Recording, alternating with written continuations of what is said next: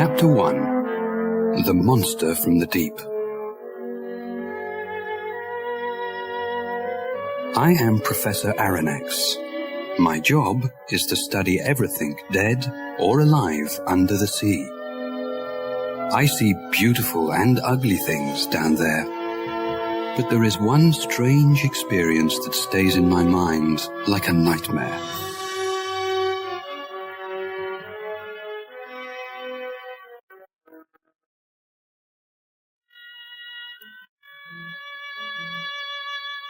It was 1867. Some sailors said that they saw a dangerous giant monster living in the cold waters of the ocean. Some ships tried to find it and kill it, but they never returned.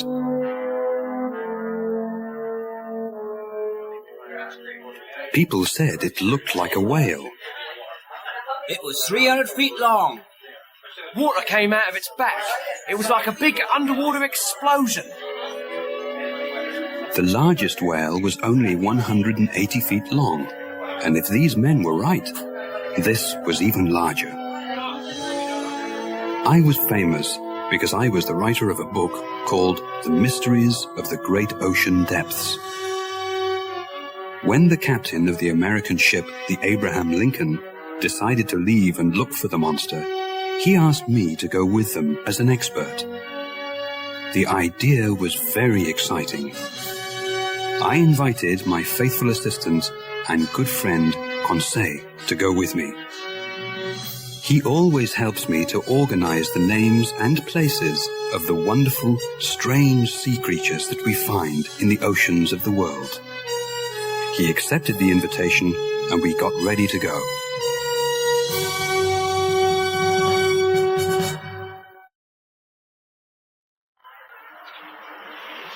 The Abraham Lincoln left New York Harbor on the 3rd of July, 1867. 500,000 people were there to say goodbye. Ned Land, the famous whale killer, was also on the ship. Farragut, the captain of the ship, was a strong and brave man. When we first met, he shook my hand and smiled at me. Don't worry, the ocean isn't big enough for both the sea monster and me. I'll kill it or it'll kill me. All I know is that one of us will die. I didn't like this idea, but I didn't say anything at the time.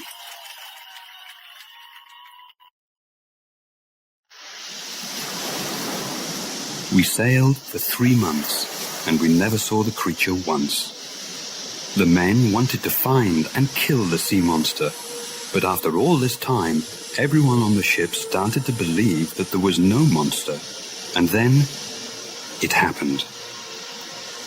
It was night time, and we were 200 miles off the coast of Japan, when suddenly, Ned Land, the harpooner, cried out, There it is! Don't lose it! I want it dead or alive! The men on the ship began to run and shout. Get the rope! Prepare the cannons! The creature looked as if it was asleep. We could see it because there was a strange light under the water. Then, a cannon fired at the monster. A cannonball hit it, but it didn't move. Captain Farragut didn't know what to do. My God! If a cannon can't kill this monster, what can? Just then, I saw Ned Land with his harpoon in his hands climbing to the front of the ship. Everyone watched him silently. I saw the harpoon leave his hand and hit the giant creature right in its back. Water shot out of the wound. Its force knocked me right out of the ship into the dark, cold ocean.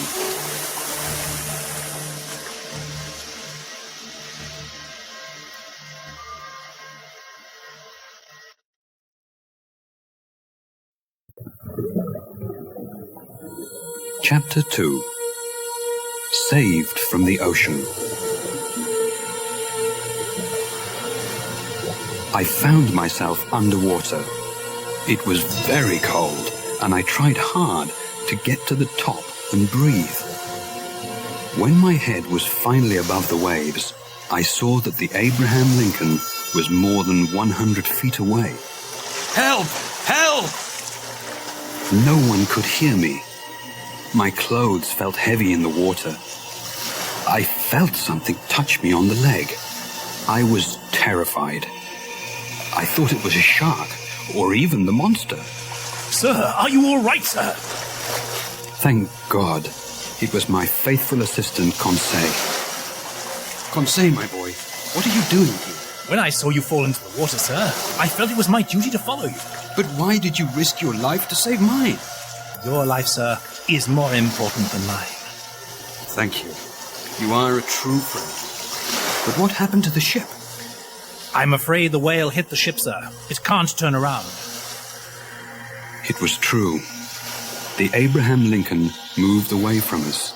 It couldn't turn back. It was dark, and we knew that we had to stay in the water for the night. We hoped that in the morning, someone from the ship could see us, if we were still alive. We were tired. We tried to help each other swim. The moon came out from behind the clouds, and we saw that the Abraham Lincoln was too far away. Just then, we felt we couldn't swim any longer.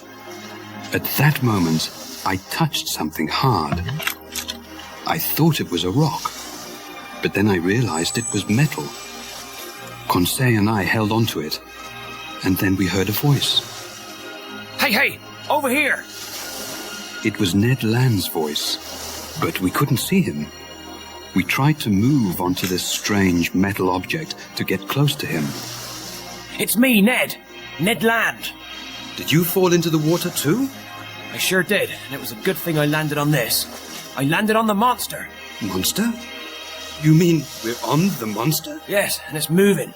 Only it's no monster, it's a ship. He was right. What all of us thought was a large whale was a 300-foot-long underwater ship. Ned sat on a platform which was on top of the ship. We knocked on the ship's sides, but they were too thick, and no one heard us. We heard the noise of the ship's engine. I only hope it doesn't go under the water. The mysterious ship began to sink before Ned finished his sentence. Help! Help! Help! Suddenly, the ship stopped sinking. A short man in strange black clothes opened a secret door on the top of the ship. When he saw us, he ran back inside, frightened. 2 minutes later, 6 large men with black masks came out, took us by the arms, and took us down inside the ship.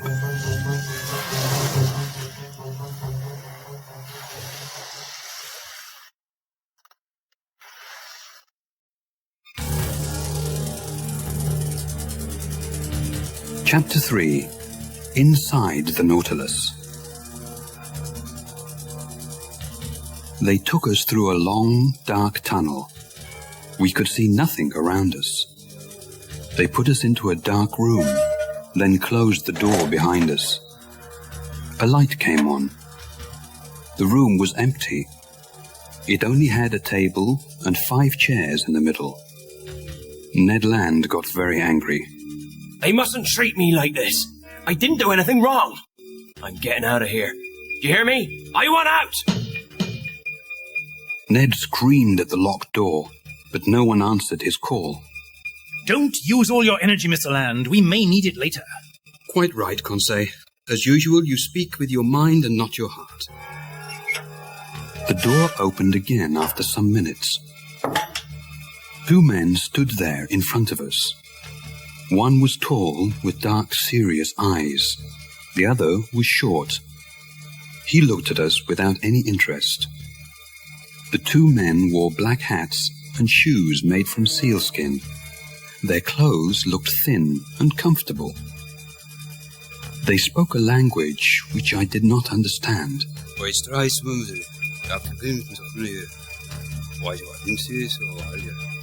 I spoke to them in French, German, and English.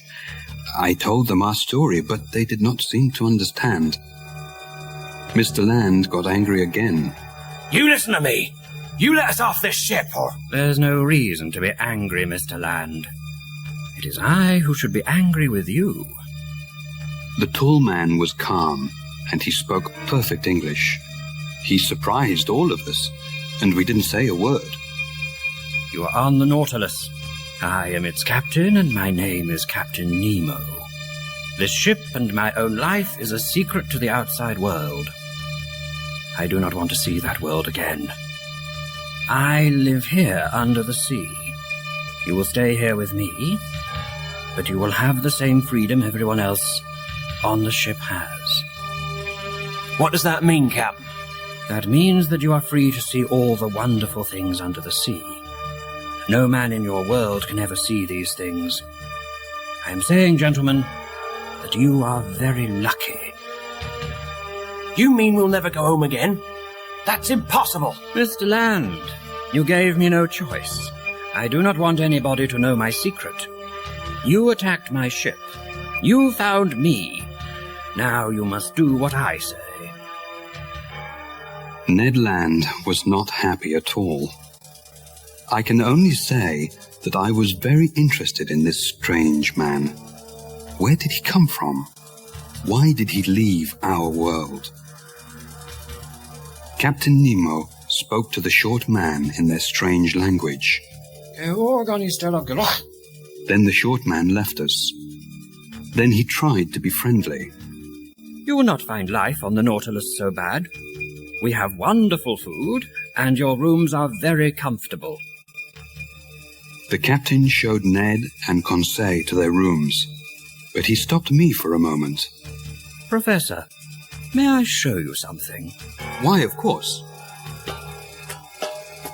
Captain Nemo took me down to the bottom of the Nautilus, where there was a room like a large museum.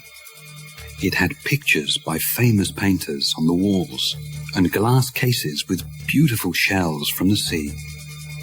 I read your book, Professor. You know a lot about sea life. You see, I enjoy sea life. You have things here that most people only read about, Captain. Well, I enjoy this room, but what I really prefer is looking out there. The captain pressed a button, and two of the walls opened up. Behind them, there were large glass windows looking out onto the sea.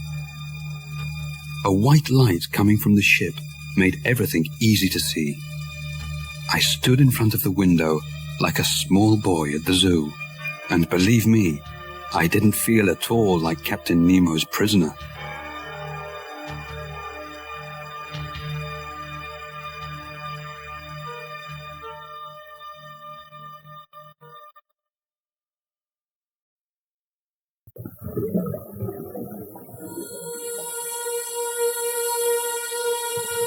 Chapter 4.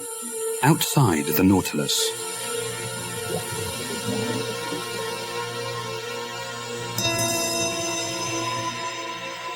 The Nautilus traveled underwater, watching the mysteries of the ocean. The captain and his crew were excellent hosts. They gave us wonderful seafood, and we were free to visit any place we liked on the ship. We traveled near the coasts of Australia and Papua New Guinea. I enjoyed seeing all the strange sea life of these waters. I had enough information to write a new book. But Ned Land was not happy on the Nautilus. He was a whale hunter, and his life was above the water, hunting whales. One morning, he asked Conseil and me to go to his room to talk. I want to talk about our escape. Our escape? We're underwater. How can we escape? Not now. This ship goes above water every 2 days to fill it with clean air. When we're near land, we have to try to escape. The waters we are in now are full of sharks, Mr. Land. I know that, Professor. We'll wait. When we get close to a country we know, we'll try to escape. But how will we leave the Nautilus? Ned Land had no time to answer this question. There was a loud crash, and we all fell to the floor. The lights went on and off, and the engine stopped. The top of the Nautilus was just above the surface of the water. I saw Captain Nemo on the platform outside the ship. The ship was between two large rocks, unable to move. We had to wait 6 days for the water to rise before the ship could leave. The captain didn't seem at all worried. The sea brought us here. The sea will take us away. We were very close to Papua. I could see it from the ship. Ned Land asked the captain if we could go on land and hunt some animals, because he didn't want to eat fish. Captain Nemo let the three of us go. This didn't surprise me at all. There were only cannibals on Papua.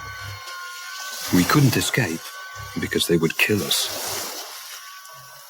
There was a small boat on the Nautilus which we used to get to land.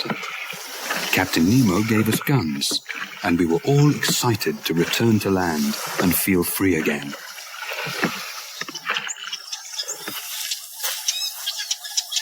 The beach of Papua was beautiful. It had soft, white sand and 200-foot-tall palm trees. We found bananas and coconuts, and we made a small camping area for the day. Some wild animals came out of the forest and ran away. Conseil was at first frightened. I thought they were the cannibals. Don't worry, Conseil. It's not yet lunchtime. We all laughed, then continued looking for fruit and vegetables. We walked through the tropical forest. We were so excited by this new adventure that we forgot where we were walking. We were far from the beach. I felt something small hit my head. I think I was hit by a rock. A rock? There's another. Suddenly, we saw others moving through the forest. Professor. Sir. We are not alone. There were cannibals everywhere. We ran back to the beach. They followed us. They carried spears and shouted in a strange language.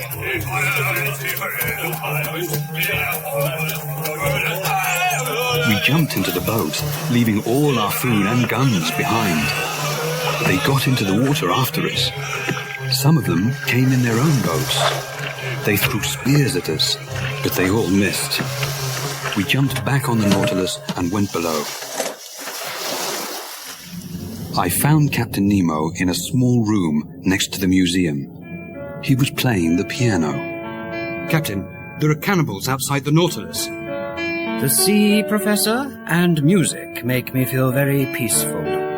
Captain, did you hear me? I did, and there is no reason to worry. The Nautilus is perfectly safe from those outside it. The captain left the piano and went out of the room. He and some of his men went up and opened the outside door of the Nautilus.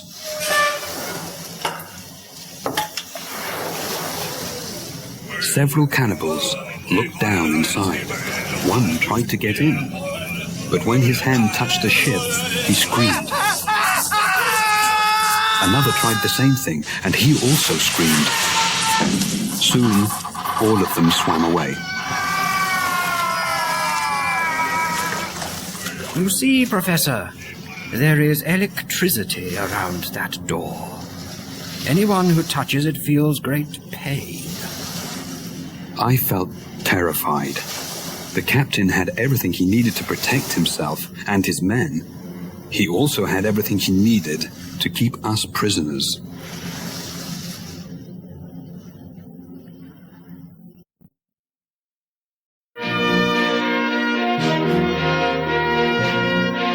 Chapter 5: An Underwater Cemetery. The Nautilus was finally free of the rocks near Papua. We now traveled east, past Australia, and into the Indian Ocean. Life on the ship was normal again. We sometimes stopped on the ocean floor and walked outside the ship. We wore special suits. They had large glass heads with special tanks filled with air so we could breathe. Ned Land still wanted to escape, and he thought about it every day. But now that we were in the Indian Ocean, there was nowhere to escape to.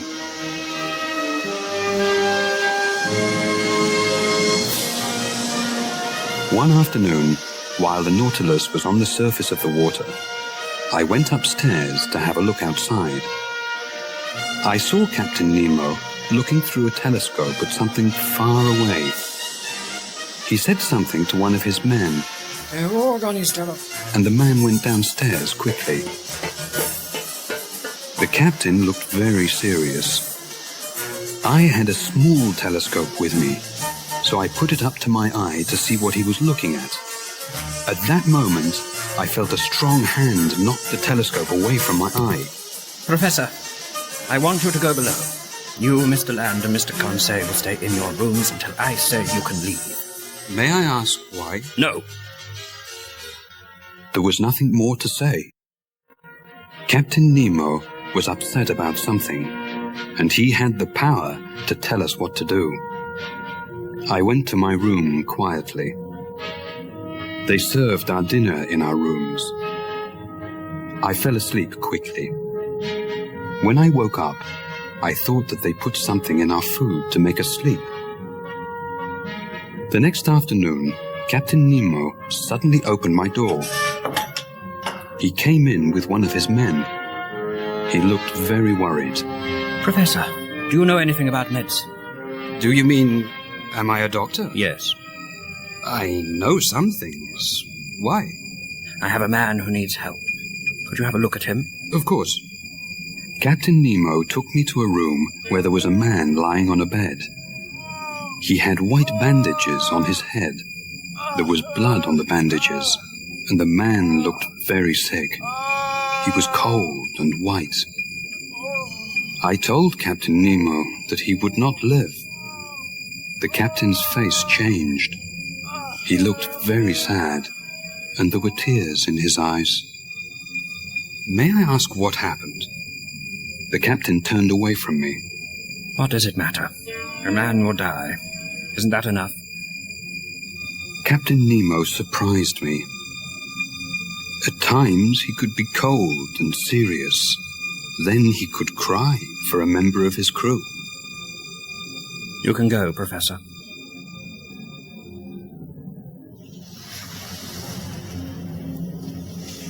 The next day, I saw the captain on the platform. It was a bright, sunny day. I did not want to say anything about the sick man, but I was curious.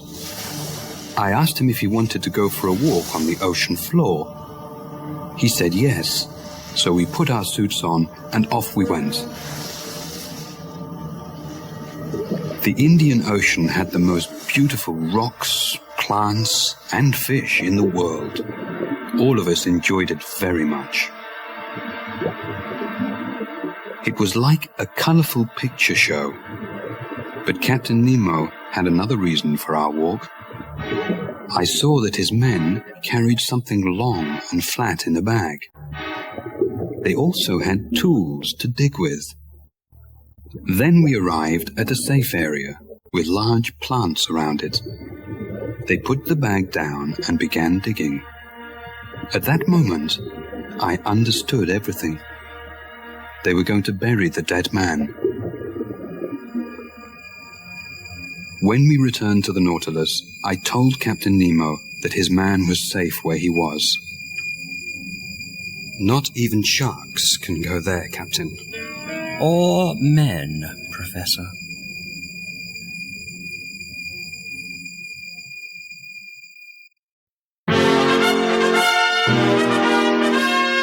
Chapter 6. The Giant Pearl and the Shark.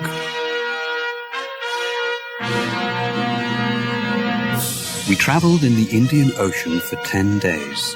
The Nautilus did not seem to have any particular direction. I did not see Captain Nemo for some days after the man's death. He stayed locked in his room. The ship was quiet. One day, Conseil, Ned Land and I were in the museum room. We were looking through the underwater windows at the beautiful fish. I wanted to know what the others thought of Captain Nemo.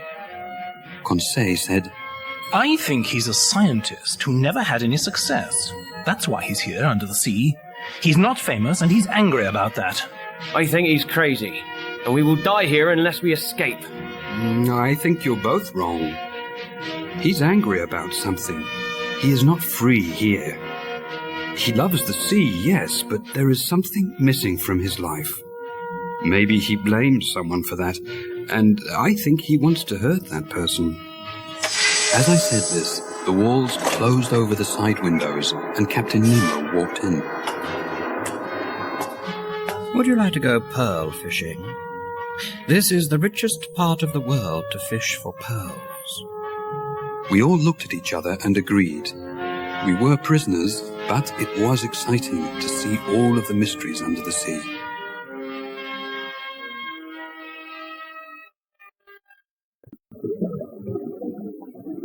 The ocean near India has thousands of oysters. The pearls inside them can cost hundreds of dollars. There are many sharks in these waters, and it's very dangerous to go looking for pearls there. I didn't like the idea of sharks. We only had small knives to fight them with. Ned Land had his harpoon with him, but he was very busy trying to collect as many oysters as he could. Captain Nemo took us to a small cave. Inside it, I saw an oyster over 6 feet wide.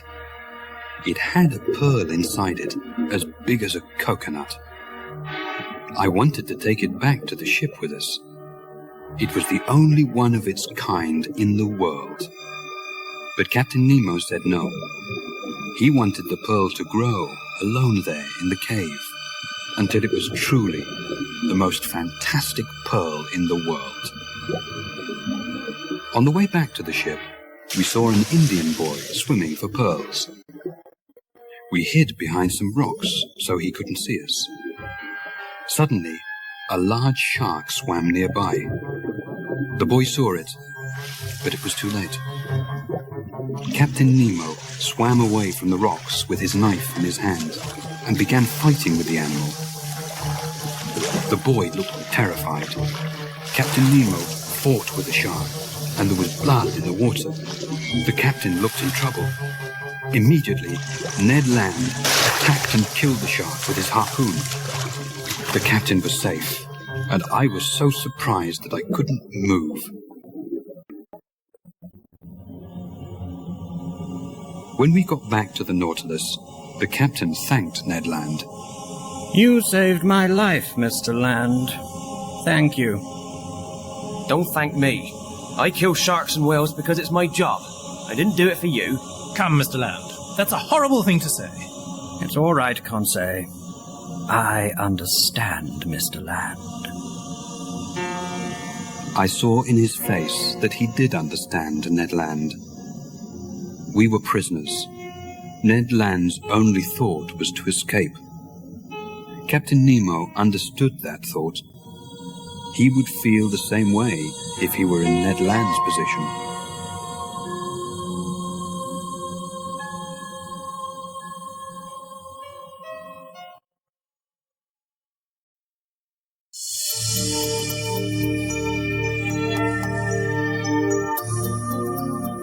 Chapter 7.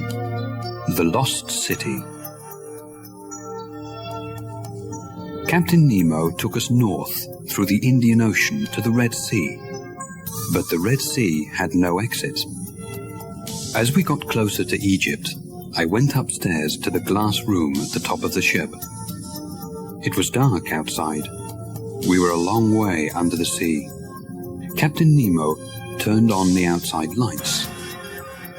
I don't understand, Captain. There is no exit here. We cannot go through the land. But we can go under it. Watch.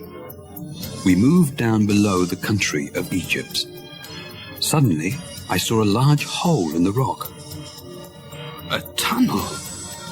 That's right, Professor. And we are going through. The Nautilus shook as we went through the small tunnel. It looked like an old cave. Then, water surrounded the ship, and there was no more land. When Conseil and Ned woke up, I told them that we were in the Mediterranean Sea. But how? Who cares how? Now's our chance. When we go up again, we're going to escape.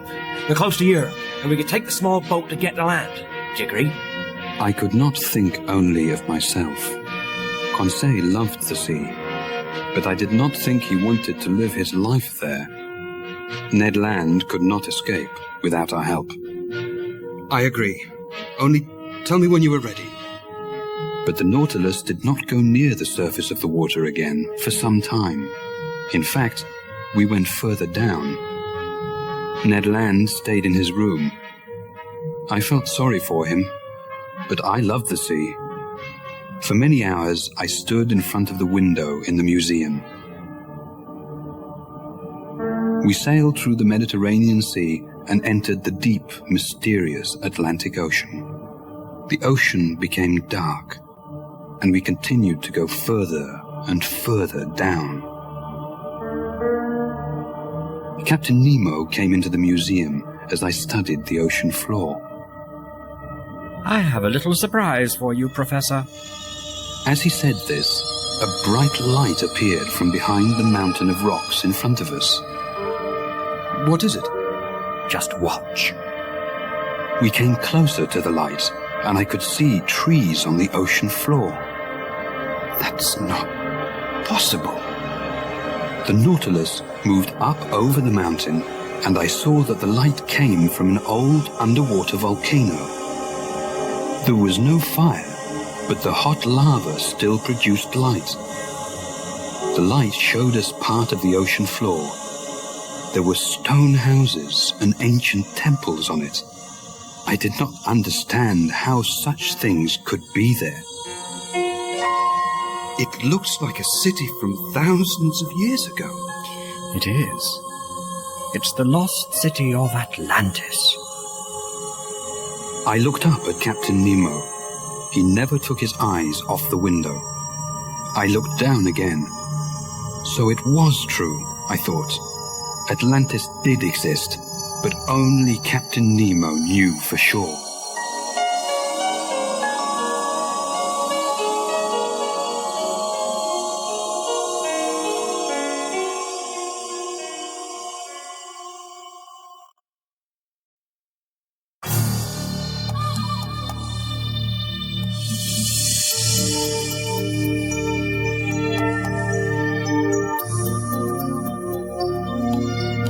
Chapter 8. The Giant Squid. We travelled through the Atlantic Ocean down to the South Pole. We went under the ice and came out on the other side. Imagine what we saw. Penguins, whales, polar bears, dolphins, icebergs. It was like a dream, and we saw it from the inside of the Nautilus. We continued up the coast of South America. Finally, we came to the warm waters near the Bahamas. Who could be unhappy? Only one person, Ned Land. Conseil, Ned and I were in the museum, looking out at old stone walls, 5,000 feet under the sea. There are giant squid in the holes of those walls. Come, Professor. You don't believe that, do you? What giant squid, sir? Well, the giant squid is really just a story. Many people like to tell stories about giant squid, but no one knows if they're true. But I know one man who said he saw one. How long was it? 20 feet. Did it have 8 tentacles like snakes coming out of a big round head? Yes. And did it have a mouth and nose like a bird's? Yes. Why, Conseil? Because I think I see it right there. I looked out of the window, and there was a 25-foot giant squid. It moved close to the Nautilus, and it hit the window with its long tentacles. The Nautilus was too strong for it, but it was a very frightening creature. Soon, Other, smaller squid came near the window. They all wanted to attack the ship. They did not know what it was. Suddenly, the Nautilus stopped. Captain Nemo came into the museum. Is something wrong, Captain? Yes. One of those ugly creatures is caught in our propeller. What can we do? We can take the ship up, then try to free the monster. Captain Nemo never thought of danger. He thought nothing could stop him, his men, or his ship. We all went upstairs. Captain Nemo gave us all axes to cut the squid's tentacles if they attacked. One man went to open the door to the platform. As he opened it, a long, thick tentacle of the giant squid came inside like a snake and pulled the man outside. We all ran up the stairs. Outside, 6 or 7 small squid moved along the top of the Nautilus, throwing all their tentacles at the ship and its men. We fought them with our axes, but the large one, the one with Captain Nemo's man in his tentacle, stood holding the man in the air. The man cried for help. I was surprised he spoke English. Captain Nemo attacked the giant squid with his axe. He cut off some of its tentacles. I thought Captain Nemo would save his man. Then I saw Ned Land with his harpoon in his hand. I thought he was going to kill the captain. Ned, don't! But I didn't need to stop him. One of the smaller squid knocked the harpoon out of his hand and threw Ned down. The squid was about to pull him into the sea. Captain Nemo saw this, cut off the squid's tentacle, and saved Ned Land. You saved my life! Didn't you do the same for me? Yes, but... Captain Nemo did not wait for the answer. He turned to help his own man, but it was too late. The giant squid shot black ink out of its body, and none of us could see anything. When we cleaned our faces and our eyes, the squid was gone, taking the man with it.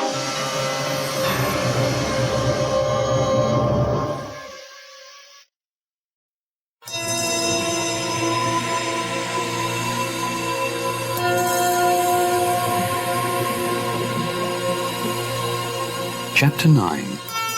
The Battle. The Nautilus was quiet again. The only sound we could hear was the ship's engine. Captain Nemo stayed in his library. I didn't see him for several days. The same thing happened after the death of one of his men. I thought there was something more to this. Maybe Captain Nemo thought that soon all his men would die, and the Nautilus and his secret would be lost. Ned Land could not wait any longer. I want you to talk to the captain, Professor. Ask him if we can leave. Now is not the time, Ned. It is. If you don't speak to him, I'm going to do it myself. All right, Ned. I'll do it. When? Soon. No, Professor, now. I had no choice. Ned Land lost his temper, and I thought Captain Nemo might listen to me and let us go. I found the captain in his library. He stood and looked at a picture of a young woman with 2 small children. He didn't hear me go in. He looked very sad. Who was this woman? Was it his wife? My leg hit a table, and Captain Nemo turned round. I'm sorry, Captain. I came to speak to you. Not now, Professor. I'm afraid it's important. What is it? It's about our freedom. The men and I need to know what you plan to do with us. I already told you. Captain, you can't expect us to stay on this ship forever. Professor, you found me. I did not find you. No one who enters the Nautilus ever leaves. There is nothing else to say. Suddenly, I heard a voice speaking in that strange language.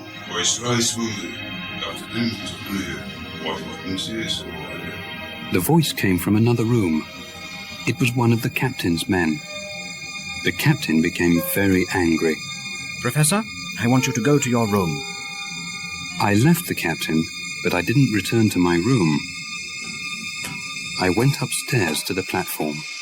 There I found Ned and Conseil. Sir, it's a ship. There was a ship traveling very fast towards us. Hey, we're over here! Ned Land tried to call the ship over. The ship answered with cannonball. They're firing at us! Hey, over here! Don't shoot! Suddenly, Ned Land saw Captain Nemo.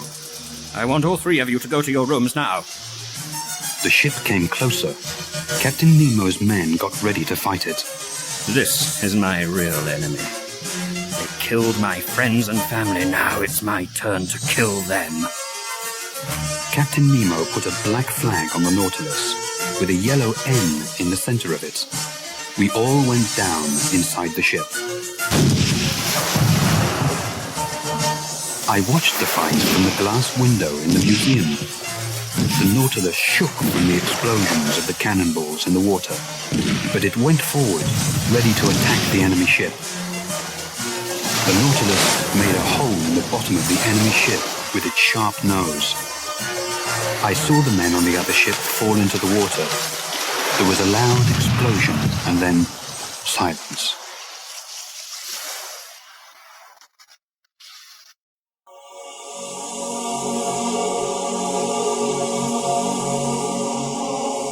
Chapter 10. The Whirlpool. Captain Nemo was not the man I thought he was. I had respect for him as a scientist, but he murdered those men on the other ship. After the terrible battle with the enemy ship, everything on the Nautilus was quiet. I did not see Captain Nemo or any of his men. We traveled underwater, never coming up except for air. Ned and Conseil stayed in their rooms. We all felt the same. Now, the adventure of the Nautilus was not exciting or interesting. It was ugly and deadly. The only thing we wanted was to escape. Ned Land came into my room one night and woke me up.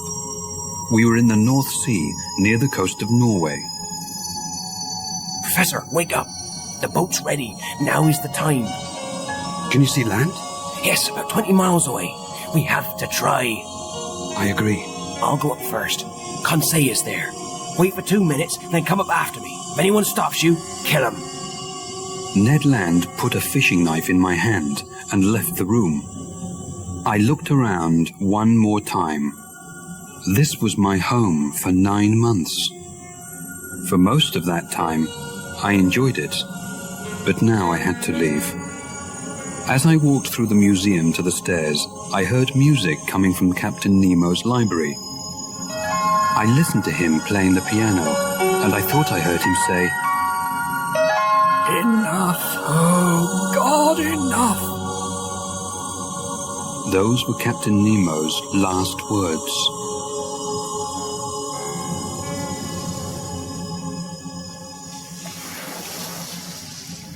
I found Ned Land and Conseil in the small boat on the platform.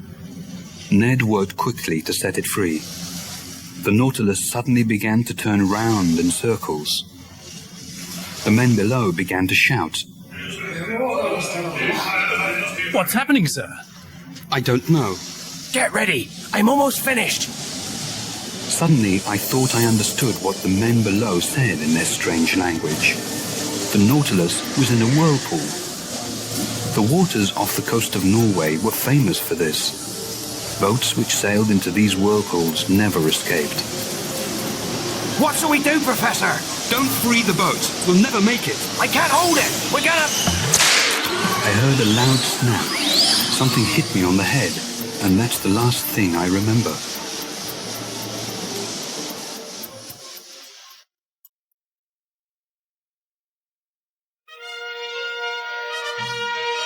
I am writing this now some months later.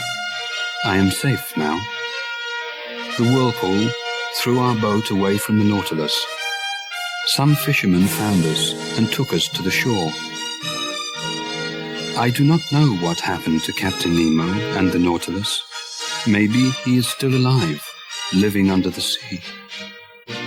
All I know is that we traveled 20,000 leagues under the sea. from the Pacific to the Indian Ocean, through the Red Sea and the Mediterranean, across the Atlantic and to the North and South Poles. I saw things that no man from my world will ever see. It was a strange and wonderful adventure, one I will never forget.